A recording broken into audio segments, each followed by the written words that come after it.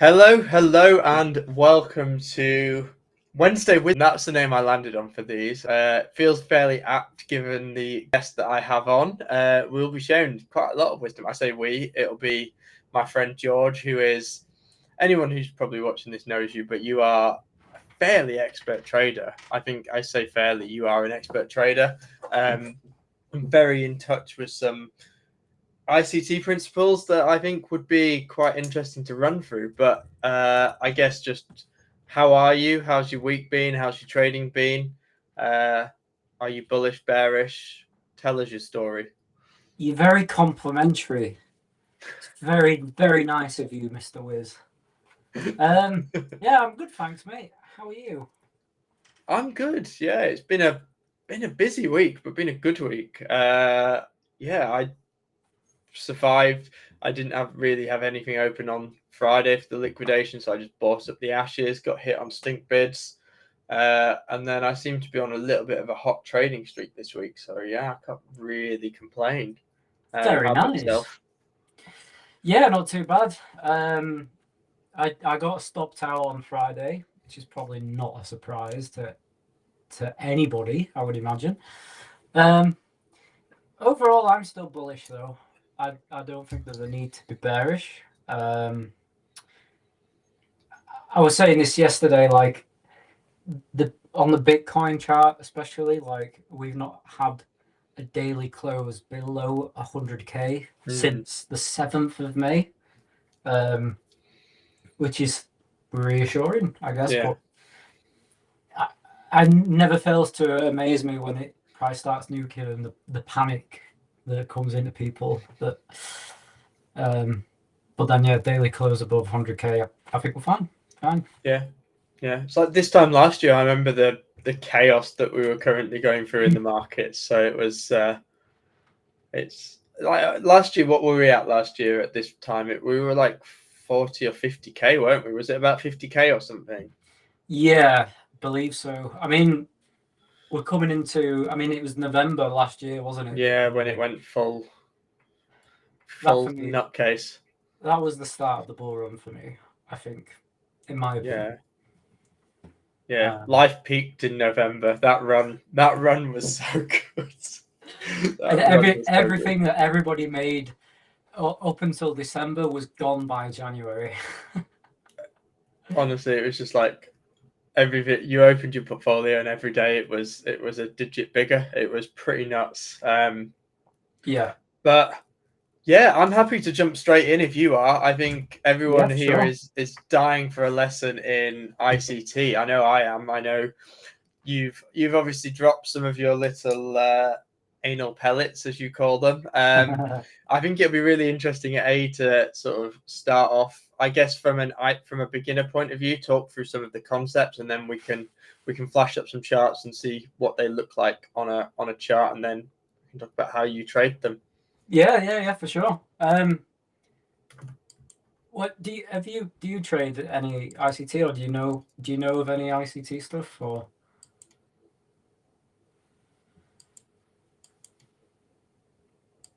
You just do you just trade your own way? Oh, have you ever watched any of ICT's videos?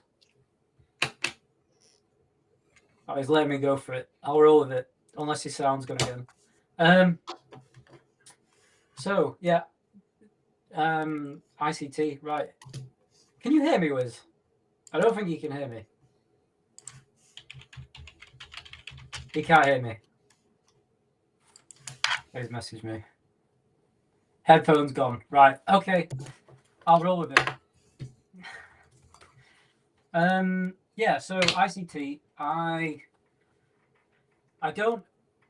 not really like a gospel ICT trader. Like it's not my main thing. But I find that ICT concepts help me build on what I already know. And give me a bit of understanding. When you can hear me, Wiz, please say something so I can. Yeah, I can hear you. Yeah, oh, okay. I'm going through some technical difficulties, but yeah, I can hear you now. I was just asking if what you know about ICT, and if it's anything that you trade or you know of, or you've ever watched any of the videos. Yeah, so I know around obviously the concept of things like fair value gaps, of that sort of move towards price imbalances and relative equal highs, relative equal lows. I think I think I trade a lot of the concepts without knowing exactly the name of them. I think just sort of the way we come in. So it'll be quite interesting to hear sort of them bring to light, and I think it'll bring back. I'm aware of a lot of what it is. I think it's just sort of seeing it in action, because I think I do it, but I don't know exactly that I do it. Yeah, I think that's the same for a lot of people. There's long-standing arguments about whether he invented order blocks and fair value gaps, or whether those things were around before he was, and all this stuff. And I don't really care about any of that. I know people say it's a cult thing, and like it's cool to be on Twitter trading ICT concepts. Again, I don't care about any of that. I just figure out how can these concepts help me better understand what it is I'm already doing. And for me, it comes from like there's two main things. It's all about liquidity concepts, which are like fair value gaps, order blocks, stuff like that, and market structure. That the other kind of thing that it gives about is time. And yes, that's relevant to some of the stuff that I do, but I probably won't go into the time side of things today. But the overarching thing is that it's all about how institutional money works and how their order flow works. And the idea behind trading ICT ideas is that it allows you to trade using the footprints that institutional money leaves on the chart, which are your fair value gaps. When you've got a big, for example, if you're a company in America and your currency is the US dollar, and you're about to do business in Asia, so Japan, for example, like might be IBM or something like that. If you need to then convert, if you then basically need to give Japan, let's say, $3 billion worth of Japanese yen to do that business, you're not going to go to an exchange and just buy UG on the market. Like you're not, because the liquidity isn't going to be there to fill that kind of, well, it might be, but the liquidity is not going to be there to fill that order. And also, if you're spending that much money to buy some Japanese yen, you ain't going to be wanting to pay for it at market value because you're going to want it cheaper. So the whole idea is that there is this algorithm at work in the market. No one knows what it looks like. People just know that it's there. And what that algorithm does is it delivers price effectively to fill those orders. So, for example, if you needed to do that, you needed to buy Japanese yen, you're going to need the liquidity to fill such a big order. So the algorithm, allegedly, the algorithm is there to to deliver price lower and lower and lower until you're hitting a pool of liquidity where buy stops are. And that's where institutional money gets their order filled, which is where you mentioned relative equal highs, relative equal lows. That's because you've got a pattern forming in the market that would suggest that there's some kind of support or resistance there. But we all know that doesn't last for very long. And you can, once you understand, and hopefully we'll see some examples today, when you understand how those areas are targeted by institutional money or the algorithm to fill the value for institutional money, you can start to see it in the chart. And yeah, so that it's just, that's kind of like the underlying basis of it all. So I'm happy to share a couple of ICT concepts that I use. I think we might be able to find some recent ones on the charts as well. So I've got my chart up. See if I can share. Have I shared it? I think I have. So I've just thrown a couple of basic tickers in here because chances are we'll find something on pretty much every chart. The whole stuff about ICT as well, it works on every single chart. Whether it's crypto, Forex, indices, gold, it works through and through. So,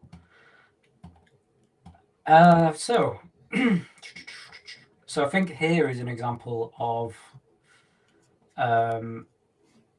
where we can see. Now, this is a 5-minute chart. Now, this is the Nasdaq on. I think this was Friday. Yeah, Friday. 5-minute chart Nasdaq on Friday. So, what can we see here?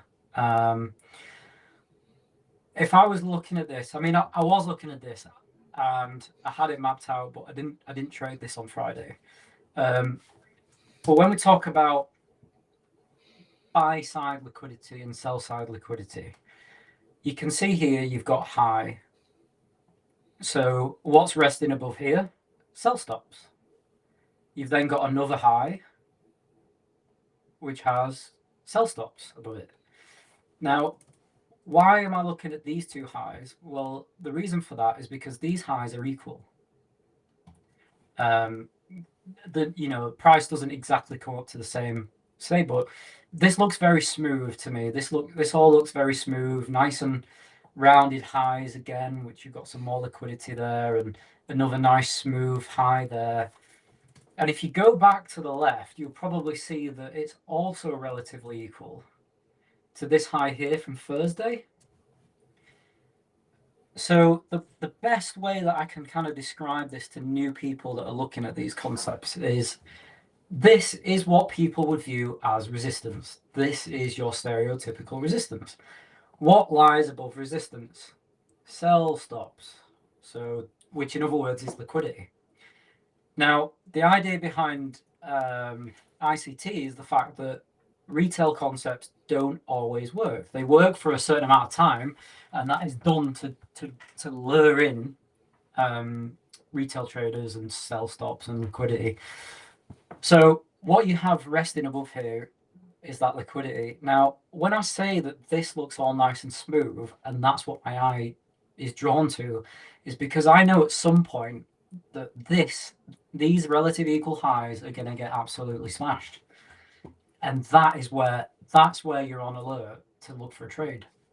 So when we had that awful nuke on Friday on the Nasdaq, you'll see that when that happened,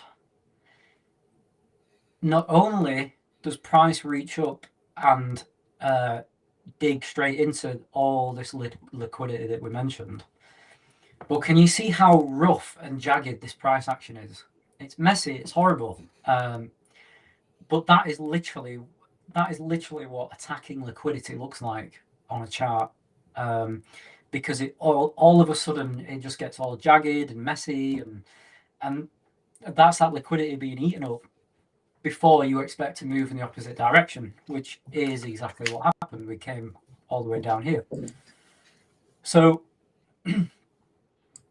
that's just kind of one idea of sort of liquidity being attacked. Another way to think about it is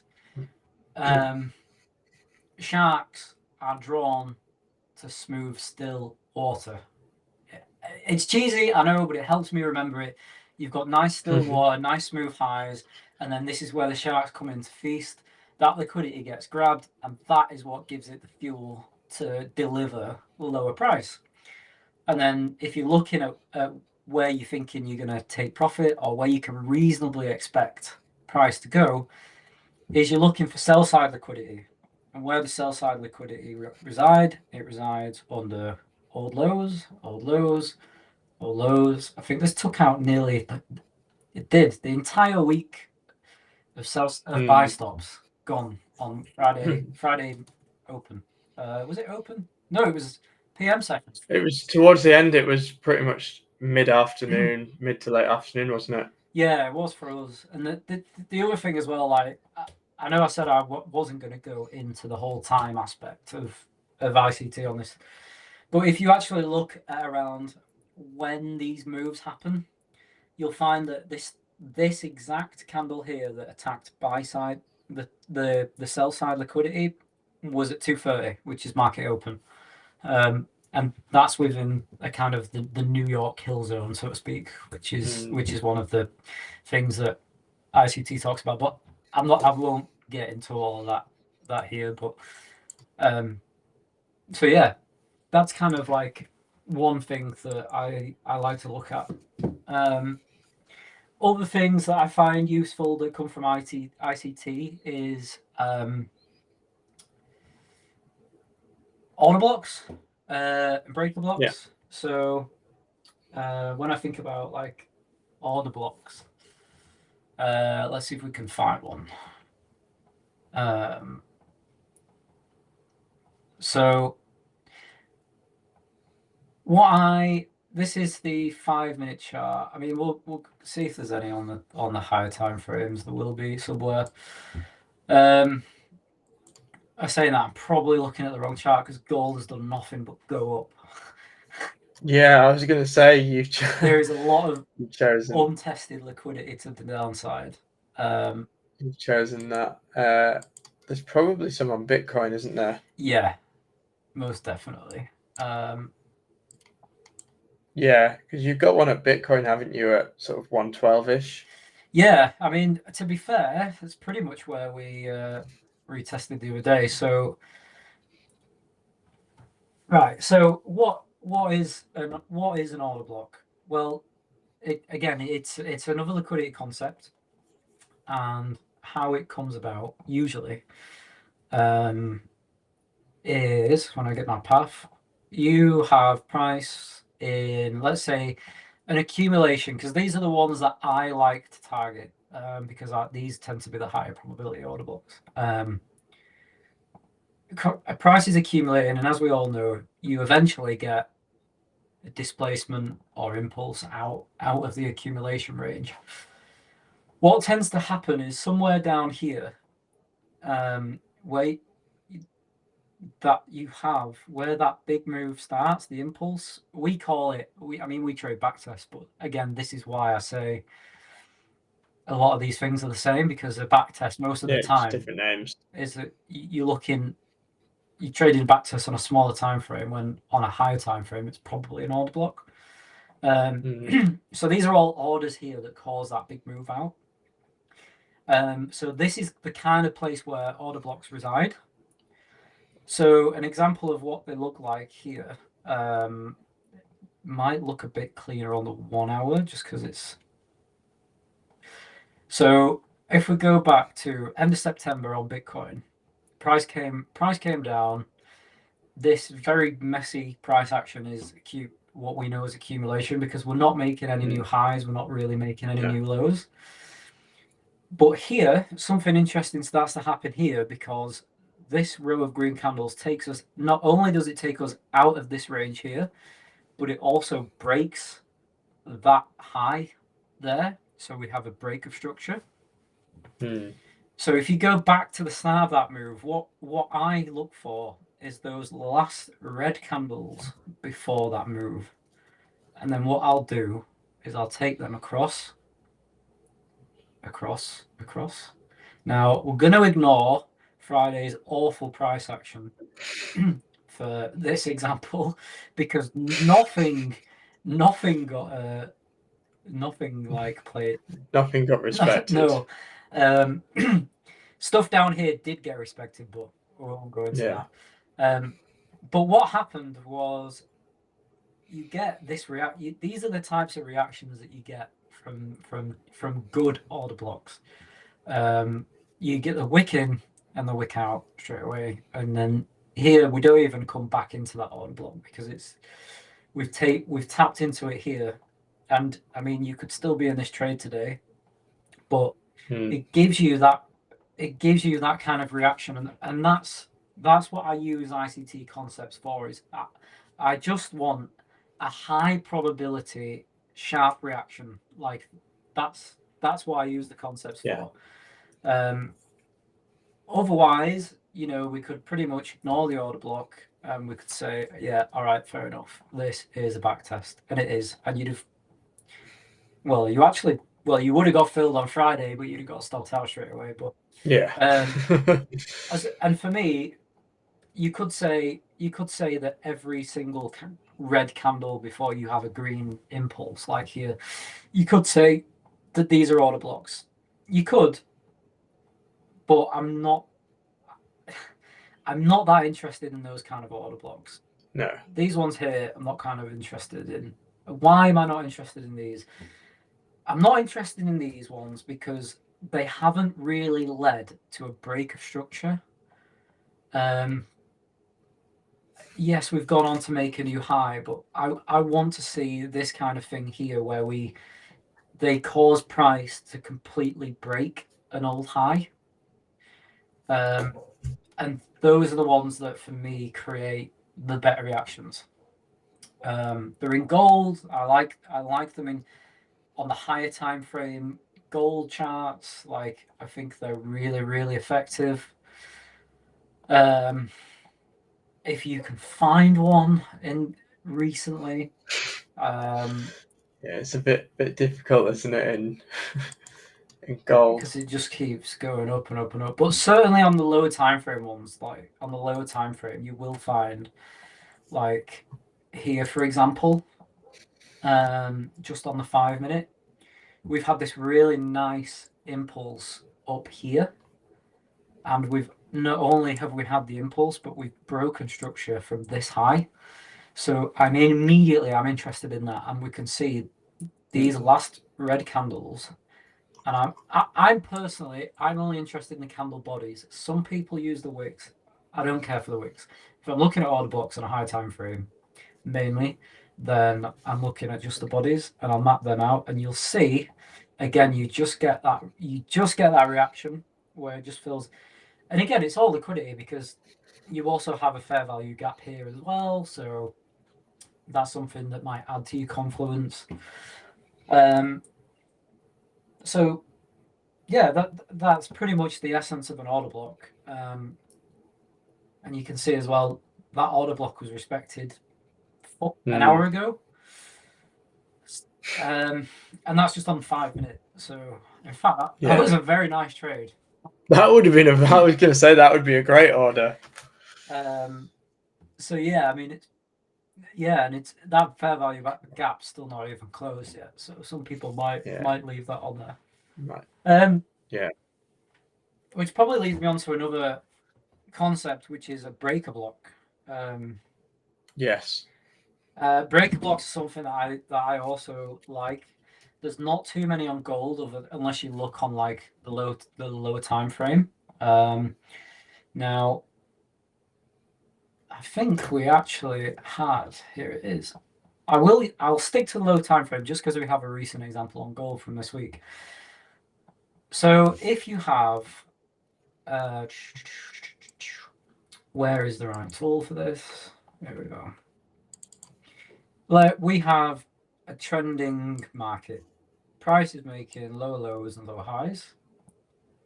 And then what happens when price reverses? How do we know price reverses? Because we get that break of structure. So similar to what we talked about with order blocks. If we were looking at order blocks, we'd be looking down here because that's where you have the start of the impulse. However, there are other places you can spot liquidity within this structure. So what we have here at this high, we have people going short, and that gives us sell stops. Here we have people going short, and that gives us sell stops. Now, what is interesting with break blocks, I find, is when price reverses and it starts to come back up here. I'm on 5 minute, which is why my arrow won't be very straight. Is you have all these people that went short here, they're going to start covering their position, whether that is closing it, moving stop losses, and flipping long. Some people reverse positions and they'll just flip long, because this as well within the retail world is, buy the breakout. So what happens here is not only do you have liquidity from people that went short, but now you've got people that are covering those positions to long. So you kind of get this imbalance, not imbalance, but you kind of get this double whammy of liquidity, if that makes sense. Yeah. Because price has broken through it, usually you'll see things like fair value gaps here because you've got that strong reaction when you've hit something like down here. You've probably have some kind of higher time frame support that you've tapped into, and that's what gives this big reaction here. So over here, you've got these people that are short and they've covered the position. So this generates a bit of liquidity there. And that's something I like to look for in a chart because, like, here is a good example. So if we look at this structure, we have this high, then we have this low, then we have the high doesn't really come until here, and then we have this lower low, and then we have another high. This again, just basic market structure so far. What happens here with where this red candle is and where this low is, you've got people going long. So people are longing this piece of price action. But then when we get this displacement down, which creates this big fair value gap, people that are long from here, they need to cover that. They need to start covering. They need to change their position. They need to go short. They need to close it, whatever. So that creates that bit of liquidity in there, combined with the fact that you've got a fair value gap. So what I would be doing, I would take these last red candles here, and I would move them over to the right. And I would keep it going to the right, keep going to the right. Boom. So this is a 5-minute time frame. So this is the time frame that I scalp on. So I don't look for anything more than 30 pips. But you can see here, that is what gave us. So you've had 130 pips reaction from there. So that is like, again, that's just a lower time frame example. If you've got this on a higher time frame, then you're golden. Like for me, breaker blocks on a high time frame are those kind of areas where you get that quick reaction and hopefully full profit straight away. That would be nice. But you can also see that liquidity exists there because price has had to slowly grind through that area because it's had to mitigate all the orders from back here. I think there was one on 4 hour. Whereabouts was it? It might have been like all the way back in July. I think it was July. Like when you get 4 hour breaker block. Yeah, so this is another this is a higher time frame breaker block here where you've got a high. We've then made a new low. So we got high, we've made a new low, we've made a lower high, but then before we've made a new low, price has just God candled straight up. And not only has it God candled straight through, we've had that nice break of structure, which is what makes it a high probability trade in my place. So again, all I'm going to do here is I'm going to take that last green candle before the drop. I'm going to draw it out to the right. And you can see there, you see that reaction that we get? So we wick in, we tap it, and before that candle closes, you've got 200 pips, 200 pip profit. So again, that's what I'm looking for, that as soon as that quick high probability reaction from liquidity. So is this making sense so far? I think his sound has gone, so we will continue to move on. So yeah, are you back? You sound back there, Wiz? No. Right. Oh, you there? You didn't skip where I'm going. So that's kind of stuff that I look for. It just adds a bit of confluence. Nice easy. Other things, mainly order blocks, fair value gaps, breaker blocks. And it's all stuff that can be found on YouTube. There's plenty of people that are teaching and reteaching all this kind of stuff. It's nothing new, it's nothing major, but that's just how I look to add it into my trading. Wiz has left me solo here, so I'm going to go to the chat and I'm going to hope that Justin is here. Thought you lived in a skip. Let's see if we can get George to crap on stream. You probably can. I mean, it doesn't really take a great deal. Can you hear me now, Wiz? Are you back? I can, yeah. Sorry, I am having horrendous technical difficulties. I think looking through the chat, so one question we have from Ergi is, in which area of the order block is the entry when it's that wide? How would you approach that one? For me, if it's a higher time frame order block, then I'm going for the highest point of the order block, because you need to spend some time in like replay mode to get confidence on the kind of reactions that you get from these. But for me, the higher time frame order block, I will just go with the closest point, and I'll set an order there, and I'll go. I make sure that my stop loss covers the order block, because the whole thing is liquidity. So, which is why if you're trading them on like a 5-minute time frame, it's not so bad, because they do tend to be quite small. And I think if we go back to like the Bitcoin example that we were talking about earlier, you can see here, you've got an order block which is pretty small. You've got an order block that starts at 109. Now you could easily have your stop loss below that order block, and you're still within the 109k range. So that to me is fine. It's low risk management, even if you include the wick. Wise men always give signals on a Tuesday. We're going to get onto signals, mate. We'll get on signals. I think Wiz is giving out signals today. So I think that was from Ergi.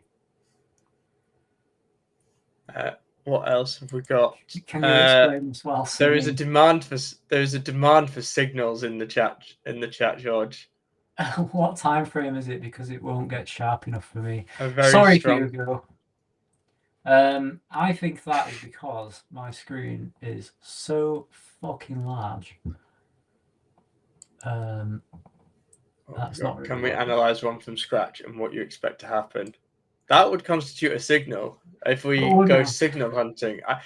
Jesus, here we are. You've just seen a trade on the screen. If anyone screenshots it, they have just got a signal right there. If you press the screenshot button. Oh Jesus! I should have. I believe the ticker was Ethereum. Yeah, maybe it was. Now the thing is, since Friday, has the PA been amazing on crypto to find something? I would say not, because if you if you're looking in terms of like what the candles look like, then this is an order block here, right? Or it's a back test, whatever you want to call it. But for me, it's not broken structure. Like when price has gone up here, we've not broken anything. Like there's no highs, there's no nothing here. Like if we'd have like managed to build up here and take out here, which is a bit more of a significant high, then I would be saying, right, we might have a higher probability order block to play. But I think, oh Jesus, done it again. Looking at things like Solana again, I don't really like anything on crypto at the minute. If you're looking for short signals, then maybe you've got something, right? Because here, definitely have something. So this one is just, give us a fake one. Here you go, Ergi. Here's a real one. Right. So what do we have on Solana? 4 hour. Accumulation pretty much, because it's in a range. So as I already said, it's important to understand market structure. What did I say when you come out of accumulation? said that you normally get that big impulse move out of the range, which we did here. And what did it leave behind? It left behind this green candle here. I'm also long, Mr. Justin, but I think we have the same entry. If not, I think I might front run you this time. So this here is a good example. Why is it a good example? Because that awful move that we had on Friday completely broke structure. It took out this low, it took out this low, it took out this low. So we have like not one, not two, like we broke structure like 3 times. And so I very much expect that on the 4 hour, this accumulation then hyphenation. I very much expect there's going to be some orders left over here. So here is a signal, Ergi. Also, if you're a backtest trader, and again, this is why I say a lot of it is the same shit, different toilet, because you would also look at this and you'd say there's a backtest there. We might go to the 15-minute chart and we might refine it a little bit and say, okay, well, it's backtest might be a little bit higher, but then when you come back to your 4 hour, you're still pretty much within that order block point. So that's around 220 on Solana. So you potentially might want to look for a short there. There's probably a bit of mitigation to do because we've got fair value gap here, fair value gap here, and as you can see, fair value gap here, which is why price is just grinding its way through it. So that again is just another way to look at it. It's easier to check in the past but confusing about future data. Well, there you go. There is a future one. You'll probably find one on ETH, like a lot of the stuff looking the same. Here you go. ETH. Scroll out there.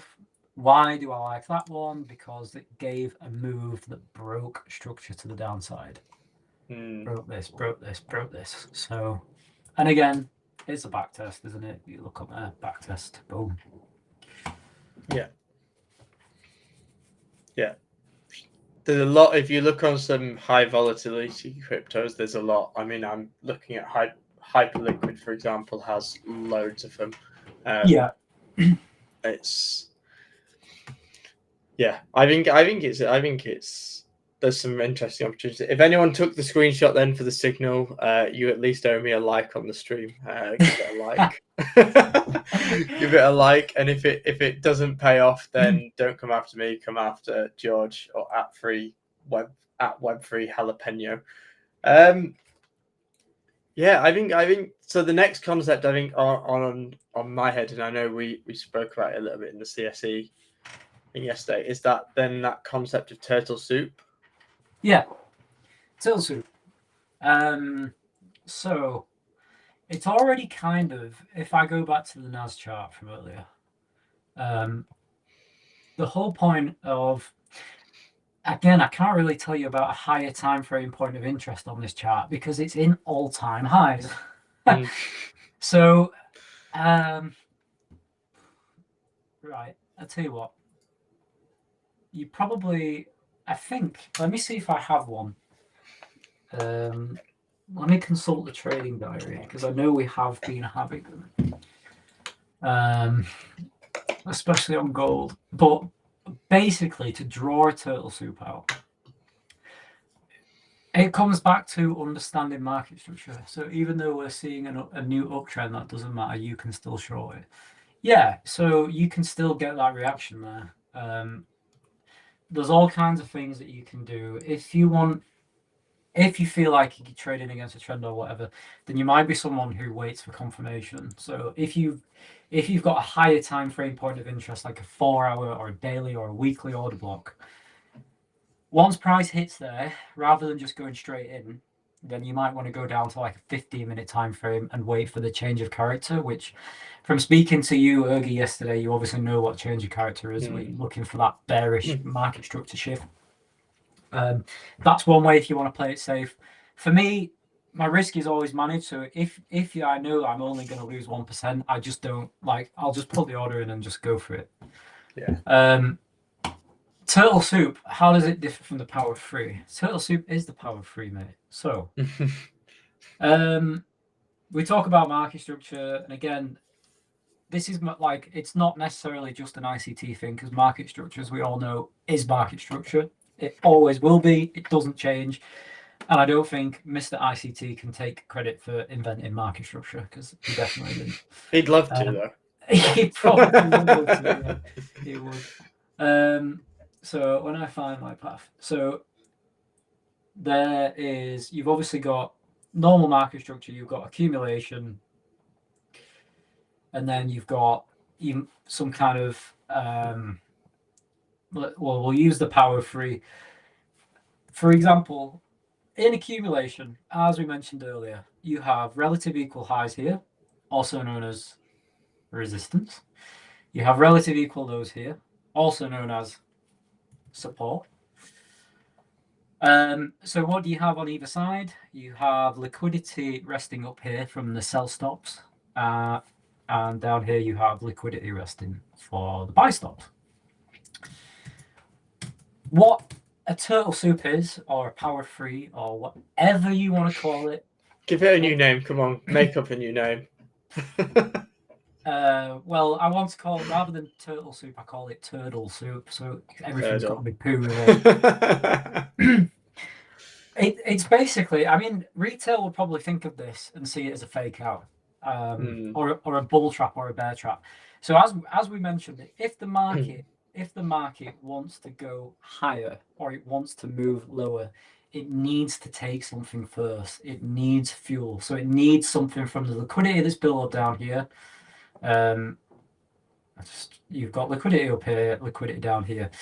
If price is to go higher and deliver higher prices, it needs to take liquidity from the downside, which, when you're looking at a chart, will literally translate to something like this, where we come down, we grab that liquidity, and then suddenly it blasts off. What normally happens, everybody who's long, they get wrecked, and then all of a sudden price goes to their full TP. So how can you trade this move? If we split this up into market structure, just dead quick, with some vertical lines, you have, this is, let's say you've got, this is your accumulation, this is your manipulation, and then you have your displacement, distribution, whatever you want to call it. How can you trade this? If you have, and you can recognize relative equal highs and relative equal lows, and you recognize market structure, and you can see, right, we're accumulating right now. And what you can look for if you want to try and get in on this move down here, you're looking for a higher time frame point of interest. So this could be, and I'll make the text really big, this could be some kind of fair value gap. It could be an order block. An order block. Could be a breaker block. Anything higher time frame wise, it could even simply just be like a swing low or a swing high, because we all know that liquidity rests under highs and lows. So that is a high time frame point of interest. So I'd be looking for these on like 5 minute, maybe a 15-minute chart, but usually I'm scalping, so it's on Forex or gold, so it's a 5-minute chart for me. And then my higher time frames come from the 4-hour and above. And if you can recognize that, it will stop you from getting wrecked, and it will stop you from doing the whole kind of retail ideas. And it's not because people doing anything wrong, because this is resistance, but it's also knowing that where resistance is not the same as liquidity, because liquidity rests below, and price is going to be drawn there. So that in itself is a turtle soup. I haven't traded one for a while, so I don't have off the top of my head any live examples, but you will probably find them even on a micro scale, on a 5-minute, they'll be like reoccurring. You could even say stuff like this, potentially, where you've got relative equal highs here, pretty much, You've also got lows that aren't getting any lower, so that you could recognize that even though it's on a small time frame as accumulation. What do we have just here? We have a fair value gap. I know this isn't a higher time frame, but just to give a bit of an example, what happens? We smash through those lows, we tap that fair value gap, the price delivers higher. As a kind of mini example. But if you go online, you go through your charts, you'll find this stuff occurring all the time. So, yeah. Justin doesn't need me to answer his questions, so I know he's. I was going to say he knows. Yeah, I mean it's really interesting. I think building on that then in terms. So I think we've covered most of the key concepts. I think probably sort of a question then is how do you piece it all together? And then I guess if all of those align for you, what's the thing that makes you want to pull the trigger on it? Like that sort of confirmation that you've got all of those things lined up, and that's the A+ setup. What does that look like to you? So for me, that looks like, this is where the time element comes back into it, because certain things happen in the market at certain times. So, for example, New York, the New York kill zone is what ICT calls it, but UK time, anytime from sort of like 1 o'clock in the afternoon onwards, so that hour before pre-market, allegedly that's the time that the algorithms get switched on. Now, whether you believe that or not, I don't know, but what I can say from going through the charts is things do happen within those times. So if we go back to like the NASDAQ example, for example, just as an example, right? What I tend to do, I go from like, if you're looking at like 7 a.m. New York time, is when the market tends to start moving in a way that it manipulates, if that makes sense. And it starts engineering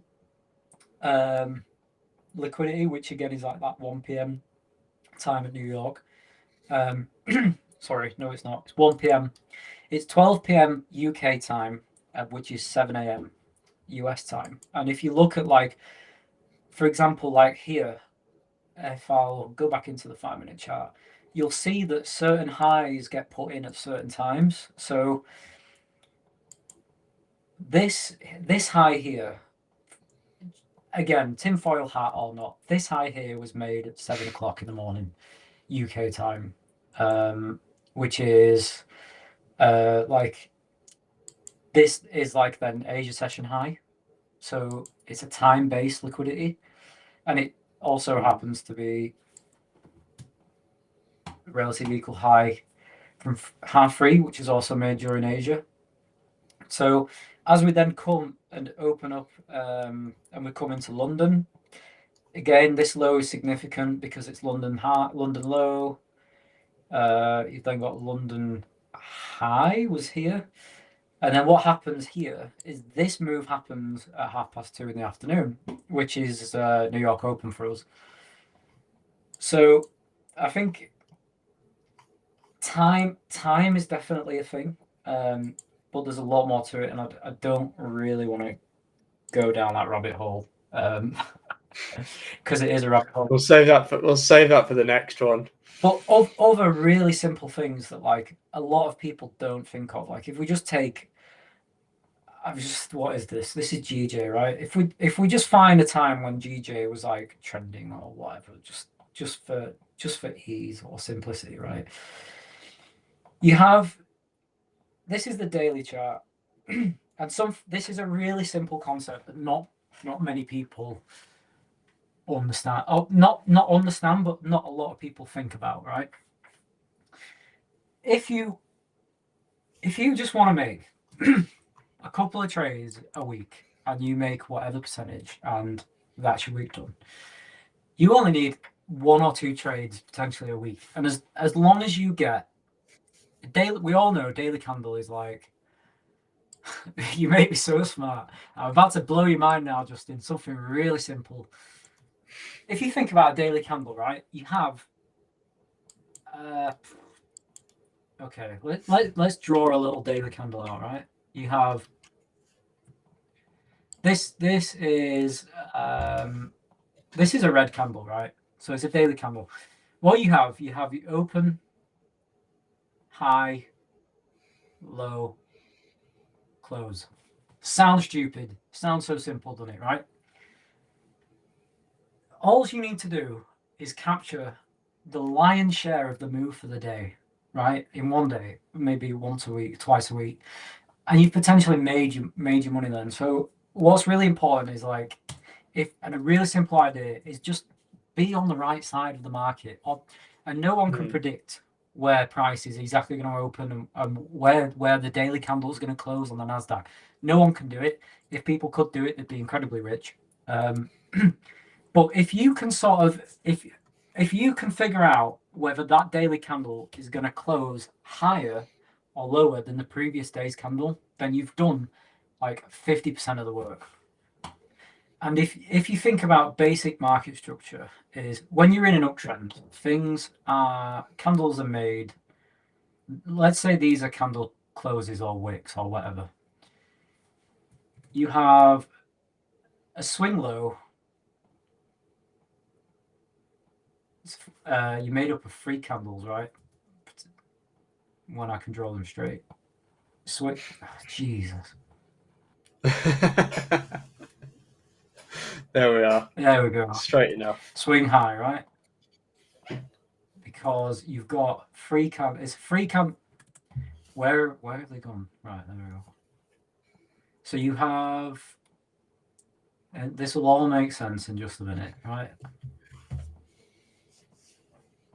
An uptrend is made up of high highs and high lows, right? Now, when you have stick, how do we make? I'm not very good at presenting things, if you've noticed. No, you're doing a good job, don't worry. So made up of high highs and high lows. Swing highs and swing lows. So what is a swing high and what is a swing low? You need 3 candles together that quite literally look like that. You've got a low on one, a lower low in the middle, and then a higher low on the right, which then makes this the swing low. Same with the high. You've got a high, higher high, and a lower high, which makes it swing high. And that's what an uptrend looks like, swing lows, higher highs, higher lows, higher highs. So if you look in a chart and you think, right, what are you easy on about? Well, here we have, and this is where we're literally just concentrating on like 3 daily candles at a time, which can be a bit weird. It was weird for me when I started doing it. We have a low here, we have a lower low here, and then we have a high low here, right? So this is a swing low. Makes sense with me so far.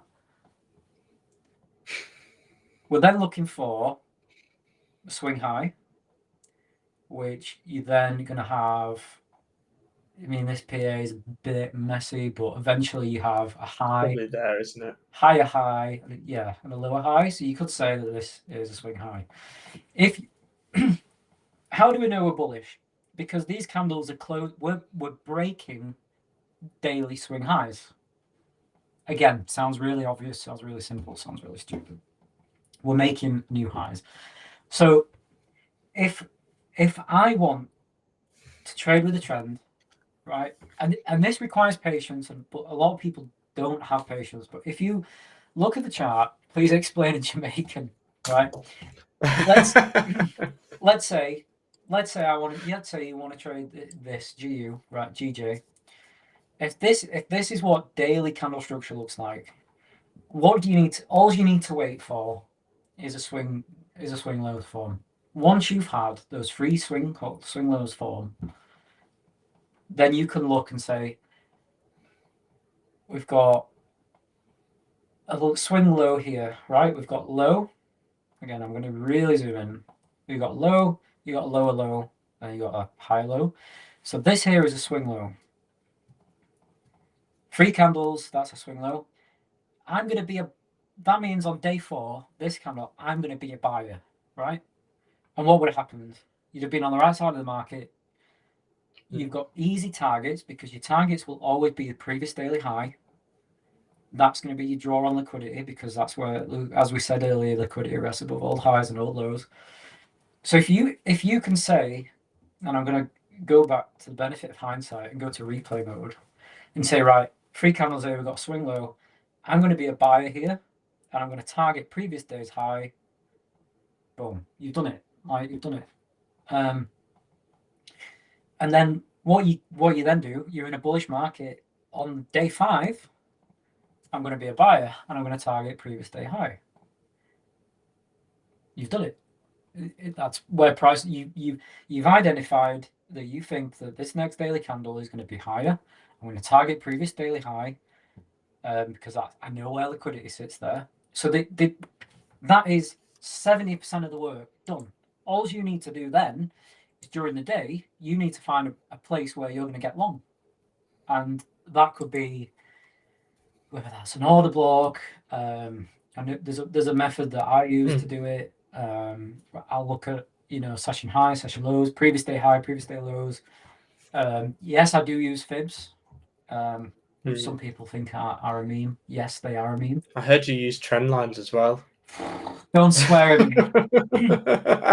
But if you're going to trade with a trend, right, you just keep marking out previous day's high.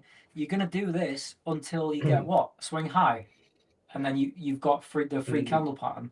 I'm going to be a buyer on the next day. Price doesn't do it. Price doesn't break through. Does it there? Yes, it's a red candle. Did we trade through previous day's high? Yeah. But you've also had 2 targets to go for. You've had that daily high as well. So now we've had this red candle and we're coming down. We've also broken this candle's low. So you're just going to wait for the next swing low to get put in. If you don't manage to screw up your replay mode like I've just done. So that's just a really basic way of reading daily bias and just deciding if you're gonna long or short. And then you're just looking for a place to get in. And again, that comes back to what I would say about time and liquidity and things like that. Whether you use that whether you use fibs and I do use fibs. I use optimal trade entry, which is the percentage based thing that ICT does. And if you kind of take lows and highs like I have done here, the idea is you'll always get that 79% retracement, which I've got lucky here because it's played out on the thing I tried. But and as long as you're using relevant highs and lows, why is this a relevant low? Well, this that's depending on what time your Asia session finishes and your how you trade, then that could be London low. It's going to be that's 8:30, so that's a London kill zone high. So that is important. You've then got buy side, and I'm just freeballing it here. You've got liquidity up here. So what you're going to look for, if you've already done your daily bias reading and you've said, right, I think this is going to be a green candle, I'm going to target previous day's high. Yeah, you've already taken out previous day's high by London, but that doesn't mean that you can't then get long on a retracement and not only then target today's high as well, but also back to yesterday's high, previous day's high. Because you could say that this is going to be TP 1 or 2. And then this is going to be TP3, and if you look, that's pretty much exactly what happened. Yeah, it didn't come until the next Asia session, but it came. So yeah, I feel like I'm doing a lot of talking rubbish right now.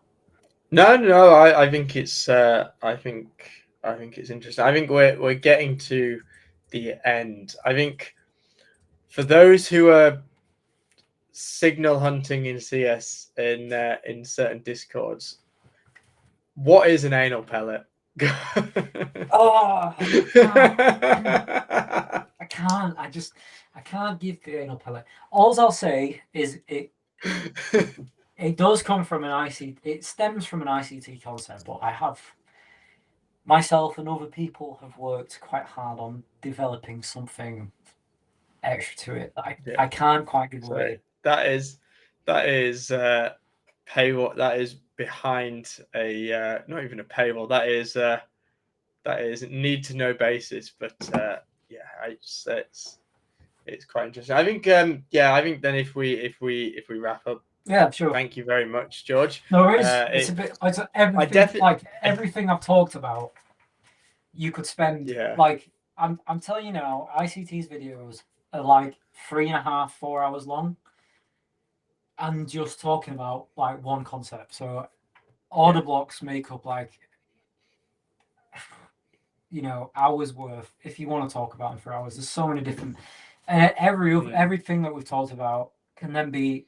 You can make a variation of it, so then that becomes like 4 or 5 different order blocks and stuff. So you could talk forever on some of these things, but I hope that was a decent, like, basic crash course. And obviously, it's not my stuff. ICT is a person called the Inner Circle Trader. This all comes from his content. His content is on YouTube. He gets the credit. Just a quick disclaimer. I have not invented any of this stuff. I will not remodel it and rebrand it as though it's my own stuff. No. Inner George circle. Inner anal pellet.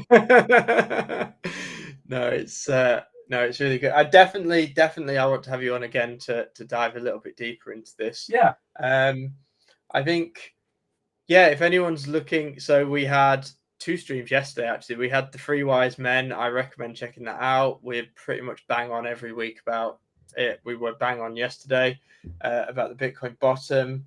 I also, yesterday evening stream was quite interesting. A guy, William, who runs several deep in businesses. It was a bit of a different type of stream, but it was very good getting into sort of some of the technical deep in use cases. Tomorrow morning, I am excited and also quite scared. I have the craziest man in crypto on. He is a certified nut job, but he seems to find gems before they become big. I think he had MYX at 40 cents, CoAI below $1. Plenty of swearing, plenty of profanity. Bit of a crazy man. So yeah, catch me with Dr. Crypto tomorrow. And with that, I think I bid you all a lovely afternoon as we enter the kill zone. So yeah, if you want to try some of these techniques out, jump in. But as BlockPro will say, don't get wrecked. Thank you very much for watching, and I'll catch you on some future streams. See you later. Have a good one.